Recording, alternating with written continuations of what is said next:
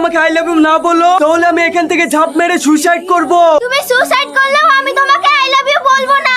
ভাই তুমি সুসাইড করো না, এরকম মেয়ে তুমি জীবনে অনেক পাবে, এভাবে তুমি নিজের জীবনটা শেষ করো না। আমি নামবো না, আমি মরবো। ওগো মেয়েটা, ওই ছেলেটা তোমাকে এত ভালোবাসে, আর ছেলেটাকে সুইসাইড করতে দিছো? ওকে ভালোবাসি বলো না। দেখ পল্লবী, তুই ওকে আই লাভ ইউ বলি বাচ্চা, আর ও যদি মরে যায় তাহলে কিন্তু তোকে ফাঁসিতে ঝুলতে হবে।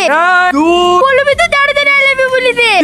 দেখ, আমি তোমাকে ভালোবাসি, তুমি নিচে নেমে এসো। তুমি আমাকে এত ভালোবাসো। হ্যাঁ সোনা, আমি তোমাকে অনেক ভালোবাসি। পল্লবী, সব কি শুনছি? তুই বলে একটা ছেলেকে ভালোবাসিস? তোর এত বড় সাহস কি করে হলো? তুই ভাবলি কি করে তোর পছন্দের ছেলেকে আমি মেনে নেবো? হে পাগলি, কাঁদছিস কেন? আরে আমি মজা করলাম। আমার বোন মারা যাওয়ার পর আমি তোকে নিজের মেয়ের মতোই মানুষ করেছি। যেখানে তুই খুশি থাকবি আমি সেটাই করব।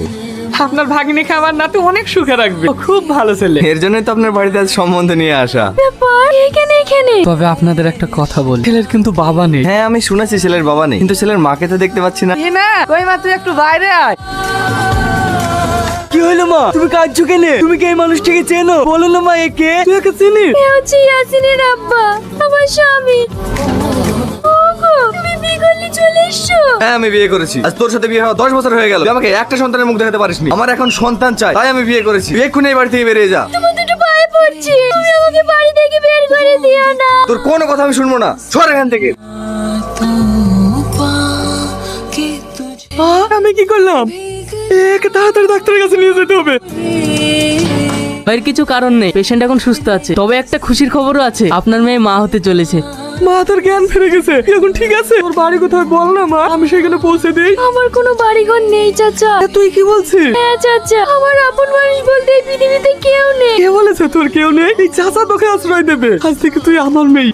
এই থেকে আমি এই মানুষটার কাছে আশ্রয় পেয়েছি। ভেবেছিলাম নিজেকে শেষ করে দেব, কিন্তু যখনই শুনলাম তোমার সন্তান আমার গর্ভে, তখন থেকে আবার নিজের সন্তানের জন্য বাঁচার স্বপ্ন দেখেছি। কখনো ভাবিনি আবার তোমার দেখা পাবো।